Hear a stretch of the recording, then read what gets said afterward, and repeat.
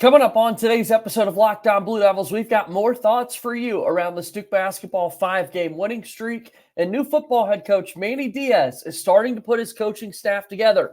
Conor O'Neill from Devils Illustrated stops by, and we discuss all of that on today's episode.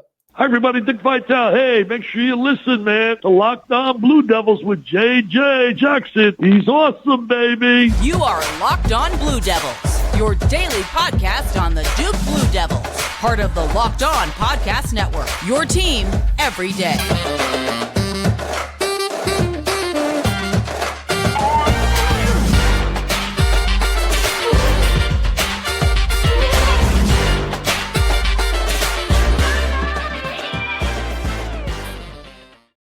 Hello, everybody, and welcome into another episode of the Locked On Blue Devils podcast. My name is JJ Jackson. Excited to have you here with us on this Friday, January 5th, 2024. Locked On Blue Devils is your daily podcast devoted to everything going on in the life of Duke athletics. We're going to talk about this basketball winning streak that the Blue Devils are on.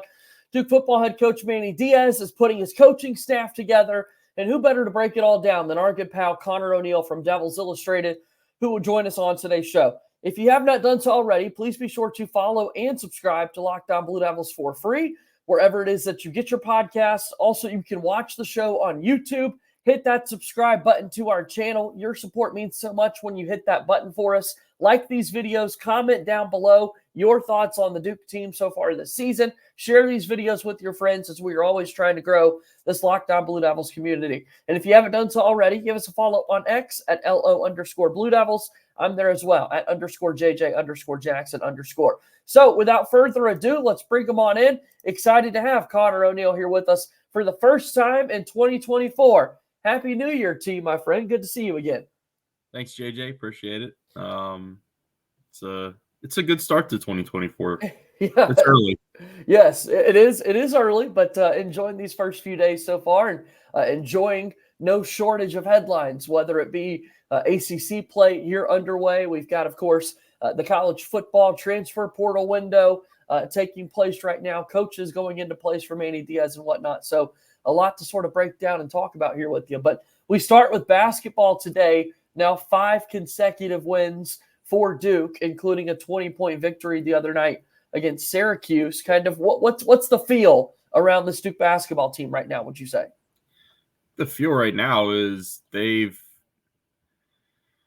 don't want to say turn the corner. I mean, the sky wasn't falling when they lost back-to-back games. The way they lost those 2 games was pretty disheartening. I mean, those were 2 really uninspired performances. I know they got close at the end, but I mean, the Arkansas game was a 15-point blowout until they got hot late, and losing to Georgia Tech. I mean, that's a first-year coach. That team is not going to be any kind of contender in the ACC, and dropping that game the way they did late with a couple breakdowns was pretty terrible. But you know, I think where this team is right now is they've figured out the blueprint, to steal John Scheyer's term after both the Charlotte and Hofstra games, and it's really kind of simple. It's just a team that needs to share the ball and move the ball and create better shots for their teammates,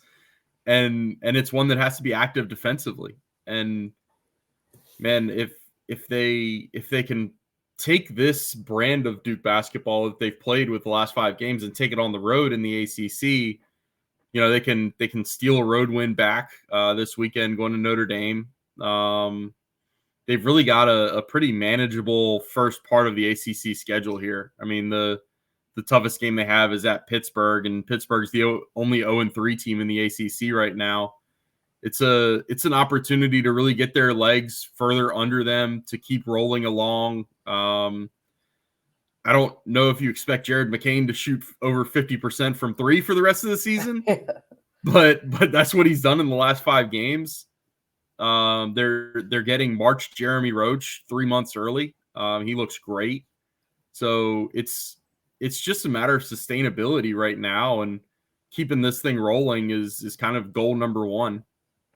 hopefully they are able to keep this thing rolling because we're having a whole lot of fun watching this team. And you mentioned sort of the offensive display that we've seen from time to time. What we saw in the second half was outstanding, not missing a three-point shot.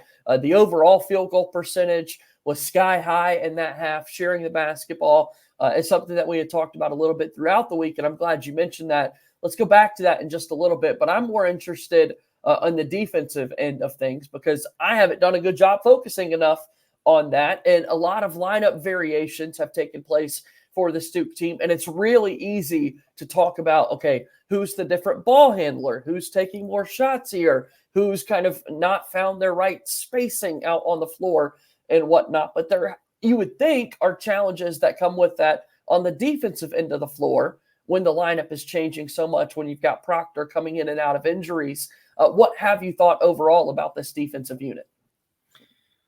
It's a defensive unit that, like we've said, we keep banging this drum since really the summer. You don't have to have a rim protector to have really good defense in college basketball. It helps when your rim protector is somebody like Derek Lively, but it's not a requirement. It's not a necessity. You just have to play better in other areas, and that's what they're doing. They're limiting the straight line drives, stay in front of your man, play good help defense. It's all there in what they've been doing. Get deflections is a huge part of it that really goes unnoticed because there's no, the only people that track deflections throughout college basketball games are the managers, and we don't exactly get access to their stats after these games. But that's a big part of it. And when you have active hands, when you're limiting driving lanes, when you're playing some passing lanes, that's when you get out in transition, and that's what leads to that easy offense. That's what leads to the Jared McCain transition threes that he says are his favorite threes to take in the world. The ones that John Scheyer says are Duke threes. Those are the ones that he grew up watching Duke take with J.J. Redick, and he went down memory lane after the Syracuse game. But really, it's just it all comes back to what you don't have from last year and playing differently, and that goes back to the preseason when we're I'm there at Charlotte in October and asking John Scheyer if he's going to have to play differently, and he said yeah, but that's kind of a good thing. He basically said Duke was a one pitch team last year in terms of the way they played, and this year they have different pitches. They have a curveball, they have a changeup. They can play some different ball screen coverages and mix things up defensively. We even saw him.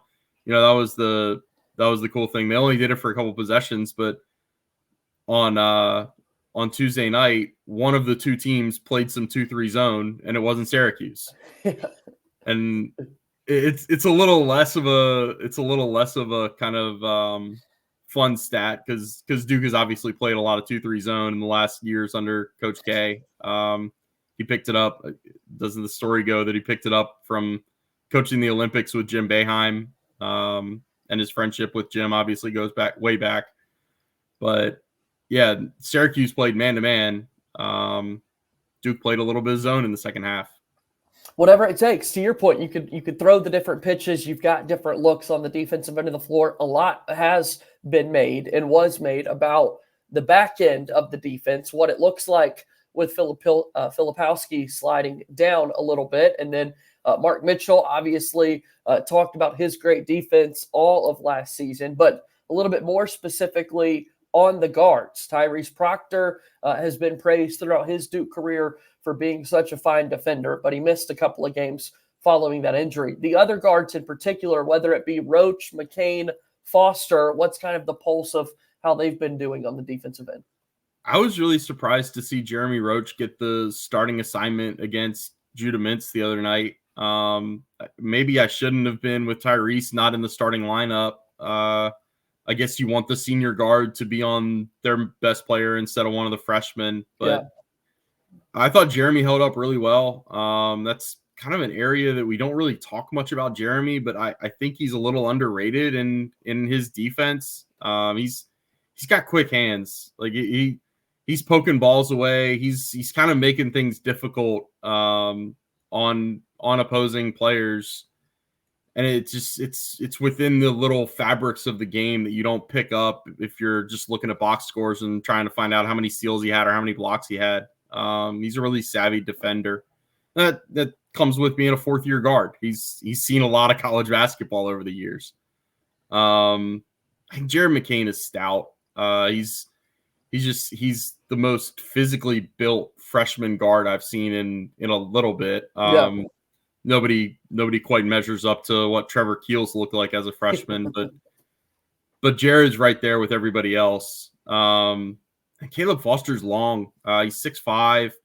He gets out and gets rangy. I think consistency is just the main thing I'm looking for Caleb Foster. Like, he comes out some games and you think, oh man, he's really something to build with, and then like Tuesday night, he kind of got lost in the shuffle, and Tyrese Proctor had a good second half, and the offense was flowing a little bit better with Tyrese out there.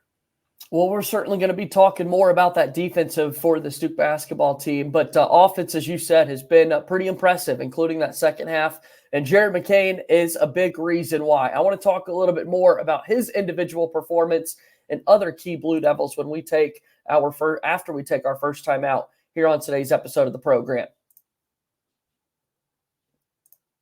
Locked On Blue Devils here today is brought to you by our friends over at FanDuel. This weekend, we will see the NFL regular season coming to a close, but there's certainly still time to get in on the action with FanDuel, America's #1 sportsbook. New customers get $150 in bonus bets guaranteed when you place a $5 bet. That's $150 in bonus bets, win or lose. The app is so easy to use. They've got so many different ways to bet, like live same-game parlays. The new Explore tab is terrific, where you can find those bets, make a parlay, and the Parlay Hub, the best way to find those popular parlays, and so much more. So go ahead, do us a favor. Go visit FanDuel.com/lockedon. You will not regret it. FanDuel.com/lockedon, and make your first bet a layup. FanDuel is an official partner of the NFL. Moving forward here on today's episode of Locked On Blue Devils, alongside Conor O'Neill from Devils Illustrated, I'm JJ Jackson, Duke.Rivals.com, Devils Illustrated. Tell us a little bit about your coverage, Conor. Man, we got a lot going on. We're in the thick of it with basketball season, game previews, game coverage. Every game is up there. Those previews are designed to make you smarter. You can watch the Duke game and be thinking about, okay, who's this team's leading scorer, and check out the preview, and it'll tell you all about what they've been doing lately. It's break down matchups for you, all that good stuff. And then on the football side of things, I mean, Manny Diaz is basically got his staff together. He needs one more position coach who, I mean, at this rate, might be announced in the time that we record and get the podcast out. They're coming fast and furious, so we've got a lot going on at Devils Illustrated.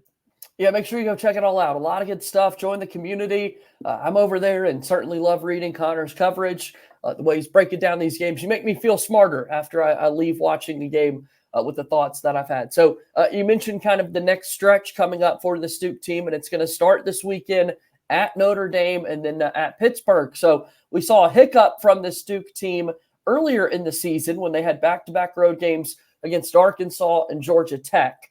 True road games, that is. Now they kind of know what to expect, but what is going to be, to steal John Scheyer's term, the blueprint to kind of get back right for Duke in these next two games. Yeah, and that's something actually I just a little bit ago wrote it into the preview that I'm working on for Saturday. Kyle Filipowski mentioned that, last year they did struggle on the road trying to find that first road win for a while. They lost, I think the first one was at Wake pre-Christmas, and then they came out, and around this exact date last year is when they got blown out at NC State. And then they barely scraped by with a win at BC, and then lost another two. One of them was Virginia Tech. The other one was Clemson. So, look, winning on the road is tough. I mean, ACC road teams are 5-12 this year. And two of those wins are NC State scraping by at BC in overtime, and stealing a win at Notre Dame where Duke is about to go. And Notre Dame has a home win of, I think, 22 points against a Virginia team that we all thought was really good. So it's tough to go on the road and win in the ACC. That's not new information. It's always a little tougher for teams that are young. And this is where Duke's, they're not an experienced team, but they're more experienced than most teams we're used to seeing for Duke in the last decade or so. So this is where that experience has to pay off. This is where you need to rely on your sophomore trio. You need to kind of lean on them. The last time Jared McCain had a bad game was the last time Duke was on the road at Georgia Tech. So this is a spot that you need to have some veteran presence. And look, ACC road wins, what they really do is set you up to maximize what you can do in March.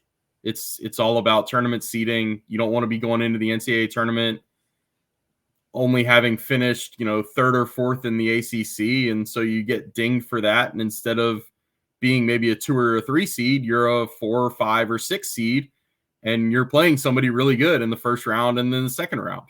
And that's, not to make everything about last year, but that's what happened last year. And that's why Duke was not a Sweet 16 team last year. Yeah, in so many ways, when you look at sort of a condensed schedule, condensed meaning what we're used to seeing in the professional sports model, where there are just so many games on top of one another, you really can get bit in a lot of ways by some of these earlier games in conference play. We certainly see teams get hurt by non-conference play when Selection Sunday comes around and that sort of thing. So I do think that's a great point in terms of making sure you can kind of take care of business in these early games in the contest. If Jared McCain continues to play the way he has over the last 5, however, I think Duke's going to be in a pretty good spot on the offensive end of the floor, Conor. Oh my God. I mean, yeah, I put I've got a roster construction thread for the 24-25 season on my board at Devils Illustrated. And I updated it yesterday actually and said 5 games is a big enough sample size for me to say that Jared McCain is probably a one and done player. Not to rain on the parade, not to make anybody, sad about how well he's played, but man, he has a translatable NBA skill right now with his 3-point shooting. And it's a matter of, I think he only needs to see one go in, and then, the next 2 or 3 are coming within a couple minutes. It's just such a pure shot. It's so repeatable. Like the mechanics of it are just so clean. It's such a quick release. Everything about it is just, he's a pure shooter. He is so valuable in that regard. And God, I think he's made more threes in the last 5 games than he did in Duke's first, 8? And he's shooting it above 50%. It's 17 of 32, I think, in the last 5. Just ridiculous consistency. And I mean, when he gets hot and when he gets rolling, it feels like every possession Duke has that doesn't end with the ball in his hands is kind of a wasted opportunity. And he's not going to, like I said, he's not going to shoot over 50% for the rest of the season. But as long as he's doing it now, you just keep rolling. You just keep dialing him up. It's like a running back. As long as he's ripping off these games, you just keep going back to him. No kidding. Not only the outside shot, some of the finishes that we've seen from him lately, putting the ball on the floor, because I think you're so used to him shooting the basketball. These defenses are overcommitting oftentimes, and then McCain's able to kind of drive right by you, or in transition, he's looked pretty comfortable kind of making plays around the rim this season for Duke too. Yeah, shout out to Brendan Marks of The Athletic. I sit next to him on press row at Duke, and he pointed out I think his first shot in the last couple games has been an elbow jumper early in the game. I know it was the first bucket against Syracuse. Right. And that Brendan pointed out that's probably just a rhythm thing that John Scheyer calls a play early to get him one shot, make sure he doesn't go through the first 4 or 5 possessions of a game feeling like he's detached from the game plan. And that's kind of what you do to get a shooter going. And he doesn't take much to get going. So yeah, and he's a really smart kid. He knows that after he's hit a 3 or 2, defenses are going to be a little more anxious and eager to close out on him, and that's going to give him a lane to pump fake and drive past people. He's a special player. It kind of got lost in translation when they lost Mackenzie Mgbako. He was the top-rated recruit of this class. We didn't really know whether it would be Jared McCain or Caleb Foster as the top guard in this freshman class. And really, I mean, both of them have been outstanding for being freshman guards on a more experienced team. But I think Jared has kind of exceeded expectations in what they would have expected from him, and he's been that good for these last 5 games. No, excited to see how he continues to play on the offensive end of the floor. Excited to see him hyping up Cameron Indoor Stadium as he's already been able to do as a freshman, which kind of speaks to the energy that we've got there with him. And then on top of that, I want to talk about another offensive player for the Duke Blue Devils, and that's Mark Mitchell. You've been known following you throughout the course of the games. You're the double-digit point scorer follower for him, and this past game, there's a career high 21-point outing there for Mark Mitchell. So what he's been able to do on the offensive end of the floor, Connor, is pretty great too. Yeah, man. We pay so much attention to his 3-point percentage. I think it's down around 4% now. He's 1 for 22 on the season. And it really distracts you from the fact that he's doing everything else offensively better than he did last year. He's slashing more, he's cutting more, he's attacking the rim with a little more ferocity. Part of that comes with playing a different position. Like, he was the 3 last year, he's the 4 this year. Out of necessity, he had to play the 5 because Kyle Filipowski, Ryan Young, and Sean Stewart all had 2 fouls in the first half against Syracuse. And the one time John Scheyer wanted to put one of them back into the game, Ryan Young picked up his 3rd foul. So, like, I get it. Like, Mark Mitchell's shot has never been fundamentally a thing of beauty. It went in last year. It's not going in this year. I would have him keep shooting. It's the same shot. It's bound to go in. I don't think he's going to be a 35% 3-point shooter this year. I don't think he's going to law of averages that thing out and make like 70% over the next 13 games or whatever. But like, he is doing things as well as he did or better than he did last year. And look, the stat is up to 23-2 when he scores in double figures. Some of it is a little bit of a niche stat. Some of it is, okay, he had 10 points and he got the last 6 in garbage time when this game was over. Other times, I think that stat really shows you that Duke is at its best when he is slashing, when he is attacking, and when he's aggressive. It opens things up for the guards. It opens things up for Kyle Filipowski. A lot of times, Mark Mitchell's dunks come off of interior passes from Kyle Filipowski, and that's what Duke needs. And I'm still in the boat. I think the 3-point shooting is going to come. But until it does, they're still getting a lot out of Mark Mitchell.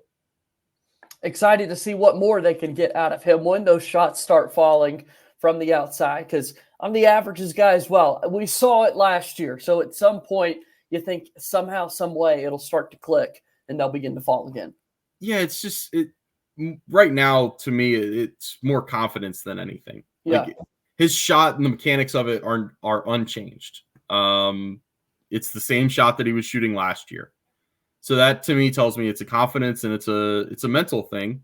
And those are the types of things that are solved in season. Like, you can develop confidence in the middle of a season. You can't fix the mechanics of a shot in the middle of a season. That's a summer task. And that's what I put on my board yesterday. Like that. And if you want to debate and go back and forth of whether it was a missed opportunity 6 months ago for him to fix his shot, yeah, that's probably a valid point and a valid concern. And but it doesn't do us any good in January to talk about what they should have been working on in June and July. That's something to be talked about for what can be done in the next June or July. Right. And then that's a matter, we'll figure out if he's working on those things going into his junior season at Duke or going into the NBA. We just don't know that yet. But you can snap out of a confidence, down period or whatever you want to call it. You can do that in the middle of a season. And I still think that's coming. I don't think you look at it and say, okay, Mark Mitchell's not allowed to ever take a 3-pointer unless Duke has a 20-point lead.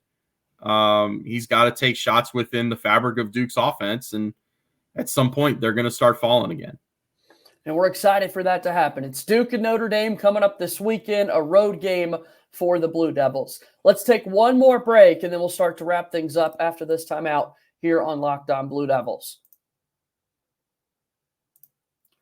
Locked On Blue Devils here today, brought to you by our friends over at Gametime, as Gametime is the only ticketing app that gives you complete peace of mind with your purchase. You can see the view from your seat before you buy, so you know exactly what to expect when you arrive. All-in prices show your total upfront, so you're getting a great deal before you check out.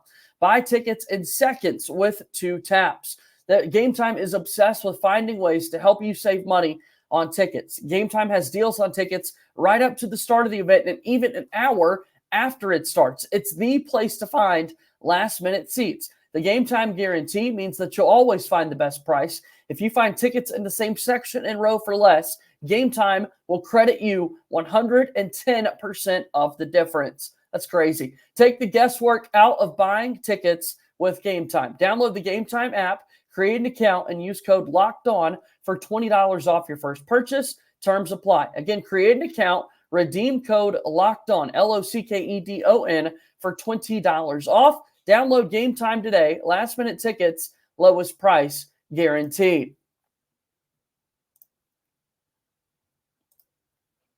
Let's wrap up today's episode of Locked On Blue Devils. Once again, alongside my pal Conor O'Neill from Devils Illustrated. All right, you mentioned it briefly earlier. Want to kind of circle back. We've got this coaching staff kind of coming together for Manny Diaz, who will go through his first spring and then first football season coming up here in the new year in 2024, leading the Duke program. So really curious your thoughts on the coordinator hires. I think that's what a lot of people were talking about. There's questions whether or not Tyler Santucci and Kevin Johns get to be retained and held in those positions. But a couple of new names are coming to Durham to take over those coordinator roles for Manny Diaz.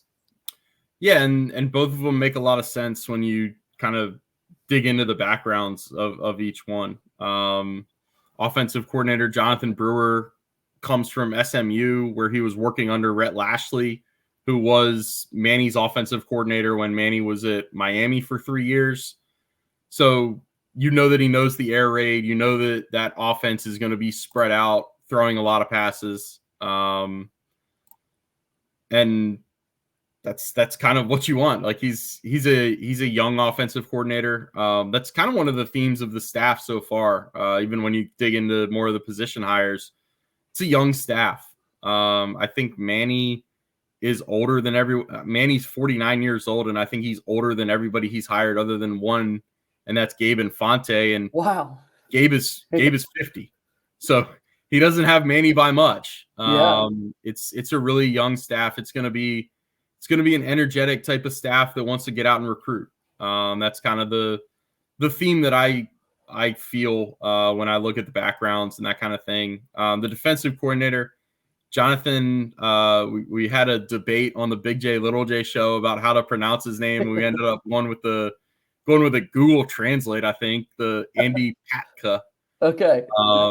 It's Patke. This is where I always go to for my main job requirement. I only need to know how to spell it. I don't need to know how to pronounce it. But he's another one that has a lot of Manny Diaz ties. He comes from Texas State, but he was with Manny for all 6 seasons that Manny was in Miami, 3 as a defensive coordinator and then 3 as a head coach. And he also worked with Manny when he was at Louisiana Tech in 2014 and Mississippi State in 2015. So,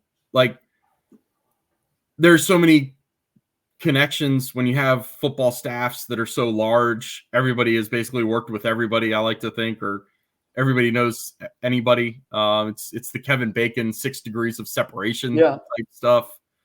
But when you can hire people that you're familiar with and that can get on the same wavelength, that's going to be pretty crucial when you're putting together a staff at a new place. Those two most recent hires, and Infante being one of them, I remember reading on your website, Conor, the ages specifically, but had not been able to kind of connect the dots that, wait a minute, all of these guys really are younger than Manny Diaz. That's a great point. Yeah, it's kind of funny. I'm 34, and so I started thinking about that stuff a little more with coaching hires, and I used to think about it when Rory, I always equate it to Rory McIlroy because he's a month older than me. And when he's out winning majors and I'm sitting around at home with nothing to do on a Sunday, it's like, man, what am I doing with my life?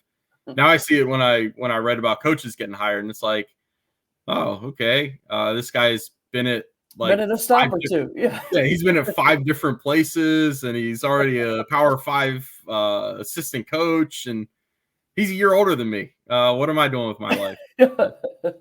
Oh, that's fun. All right. And then last thought, quarterback, Malik Murphy, the big kind of transfer portal commitment that Duke has seen so far, former Texas quarterback. What does this mean? What can we possibly expect from Malik Murphy this season?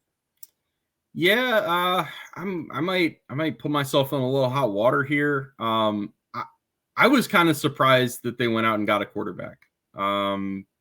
I thought Grayson Loftus showed enough in the last month and in the bowl game to be a quarterback worth building around for the future. I understand everything about going out and getting a Malik Murphy. Like, he is an elite athlete. He projects as a really good quarterback. He was good in 2 starts for Texas this year.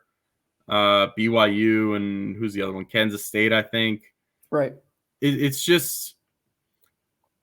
It's a matter, like, I get all the parts of Manny Diaz has a prior relationship with the kid.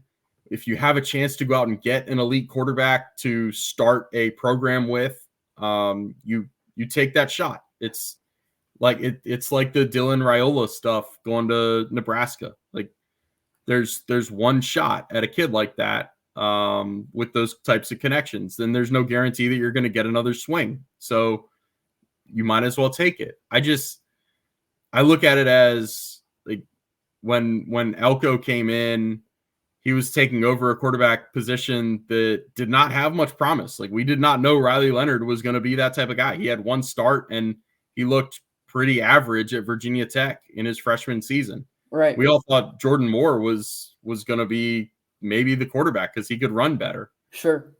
And then it turns out they didn't need Riley. Like, they didn't need to go out and get a quarterback because they had Riley. I think Grayson Loftus could have been that for this staff.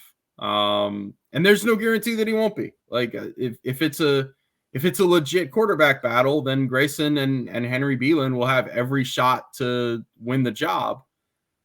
I kind of hold out some skepticism of whether it will be that type of competition or whether it will be Malik Murphy is our guy. We brought him here to be the starting quarterback. He is the starting quarterback, but we'll see in the spring. I think that it's a little bit of a superfluous addition. That's the word that I kind of landed on during the bowl game. I think Grayson Loftus could have been the guy to build with for the future. And we'll like time will tell if it's an addition that makes your team better and you're able to keep either one or both of the returning scholarship quarterbacks, then you're probably better off doing it. If it costs you them and you have to bring in more quarterbacks that are unfamiliar with Duke and inexperienced in college, I kind of question whether it was really necessary. I love that, though. Sometimes you take the shot, it'll go in. Sometimes it won't other times. And so it looks like that's what Duke's doing in that quarterback group. Well, Conor, great stuff as always. Fun first conversation with you here in 2024 and looking to many, many more in the new year. Thank you for stopping by here today, man. Thanks, JJ. Appreciate it. All right, that's Conor O'Neill joining us here on today's episode of Locked On Blue Devils. Please go check out his work. It's awesome. Duke.rivals.com. Make that a part of your daily digesting of Duke athletics. It's good stuff always. That's going to do it for today's show. As always, go Duke. I'll talk to you soon. My name is JJ Jackson. Thank you and good day.